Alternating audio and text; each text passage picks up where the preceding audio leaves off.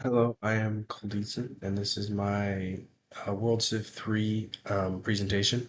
I apologize, I have kind of a sore throat right now, and it hurts to speak, so I'll try to speak loudly, but please just bear with me. My topic was communism and why it was an ineffective and I would put it as just a not working form of government. And I had three main reasons why. The first one was because of its weak economy. It didn't have an economic structure that supported it as well as it other governments had, and it wasn't what they needed to grow as a nation. And it was based on false beliefs and just a lack of thinking through how people work. The second reason why I think communism didn't work as a government is because of its corruption and just the moral struggles of being in a communist country. Its structure as a government is very exposable to corruption, and as some of the examples I have, it happens a lot. It happens in all countries, but specifically in communism. And the third reason I have why it didn't work is because of its suppression of freedom. And it just did not allow freedom. And as an American, I'm very proud of freedom, but it doesn't have that. And it's a very important thing for a functioning country to have certain degrees of freedom to certain levels. And so, going back to my first reason, is the economic structure.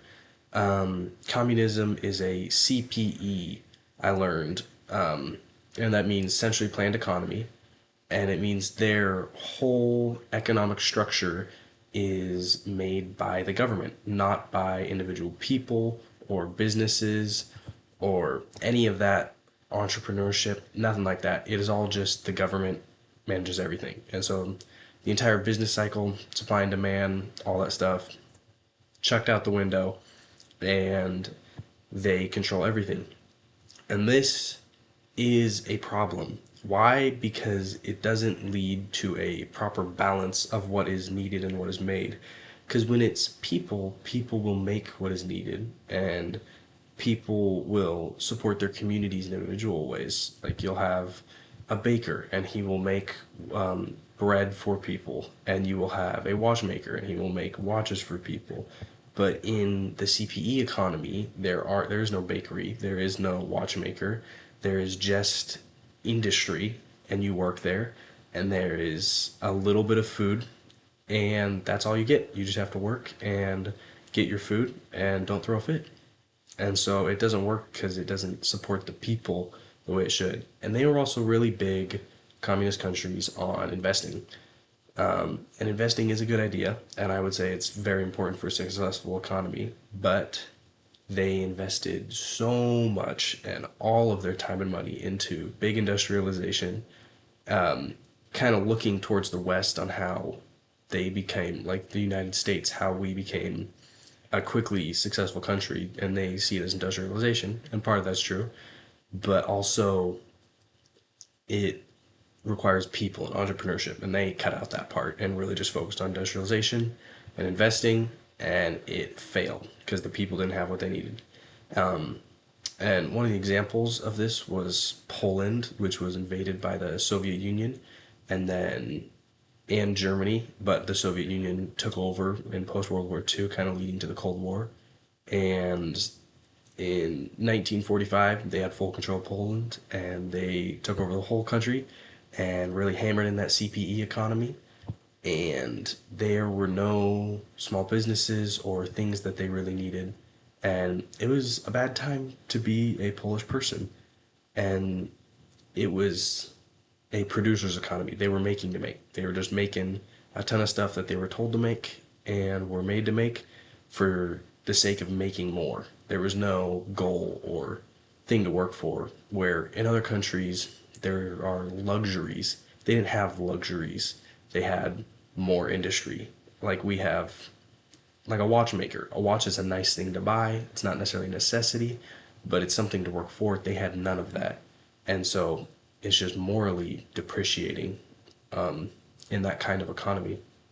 And Then leading to my second point is corruption and just the spiritual nourishment is not there.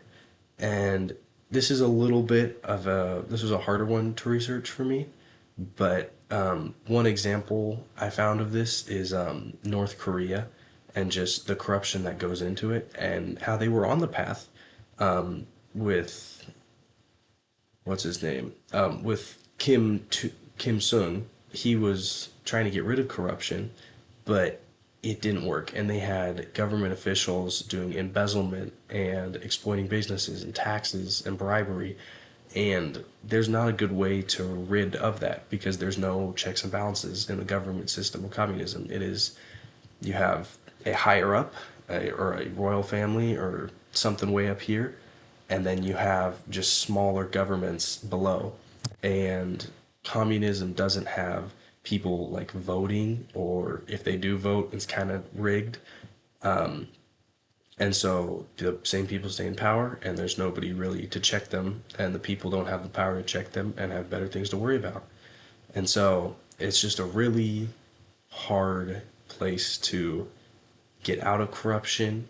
And then there's also just corruption, and it leads to spiritual discouragement. And that kind of leads, that's a smaller point, but it leads into my third point of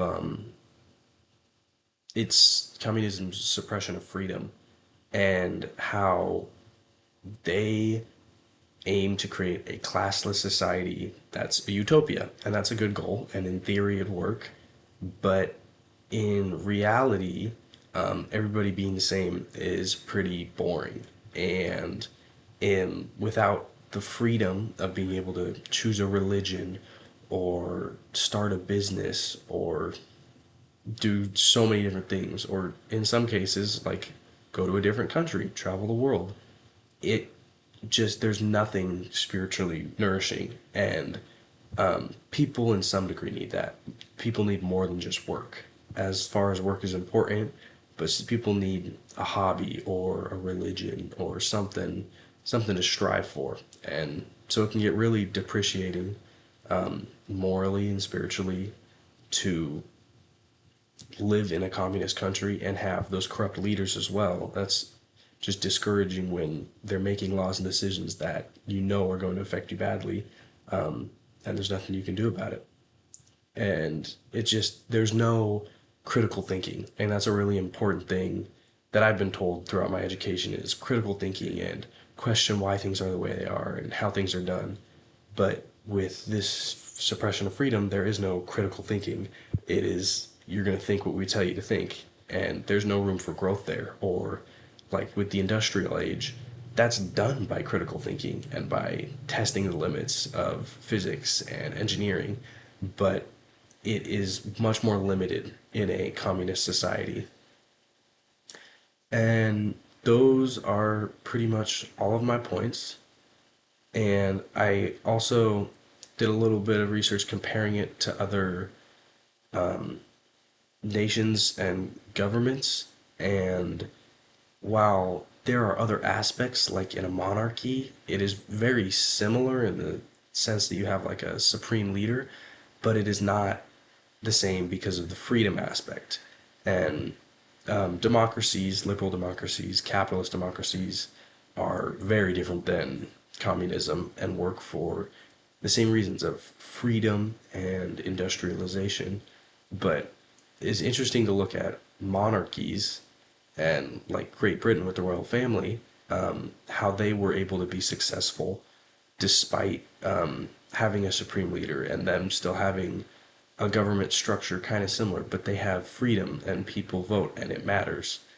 And I think that's the main important thing that I took away from researching about this and reading about it is freedom is an awesome thing, but it's also necessary for a nation to grow and function. Uh, you don't need a ton of freedom. Certain countries might have too much, but you need it to some degree. And I think that's really important. And that is all. Thank you.